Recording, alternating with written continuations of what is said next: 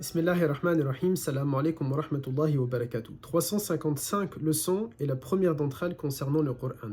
On va pas tout dire sur le Coran, mais quelques éléments.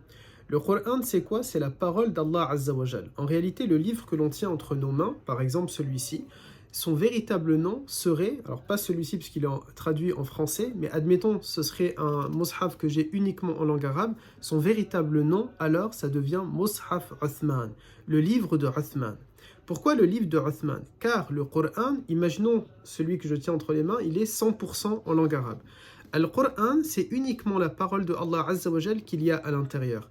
C'est-à-dire, ce n'est pas la couverture, ce n'est pas la quatrième de couverture, ce n'est pas le marque-page, ce n'est pas par exemple le sommaire, ce ne serait pas par exemple les différentes pages d'édition comme la calligraphie, tout ça ce n'est pas Coran. Coran c'est uniquement la parole de Allah Azza wa Jal qui commence par la basmala, Bismillahirrahmanirrahim de surat Al-Fatiha et qui se termine par An-Nas de surat An-Nas. Ça c'est le Coran. Mais le Coran il a été protégé dans un livre qu'on appelle du coup Mushaf. Mais ce n'est pas interdit et ce n'est pas mal que d'appeler ça un Coran.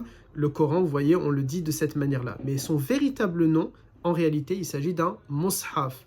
Et le Coran, c'est uniquement la parole de Allah Ta'ala. Maintenant, concernant ce Coran, et là je parle du livre que l'on tient entre nos mains et que l'on dit de manière générale, on l'appelle de cette manière-là Coran. Si il est comme celui que je tiens entre mes mains, en langue française et en langue arabe, alors on ne peut pas l'appeler Coran en réalité. Ici, il s'agit d'une traduction du Coran. Et celui-ci, je peux le toucher sans être à l'audo, sans avoir mes ablutions.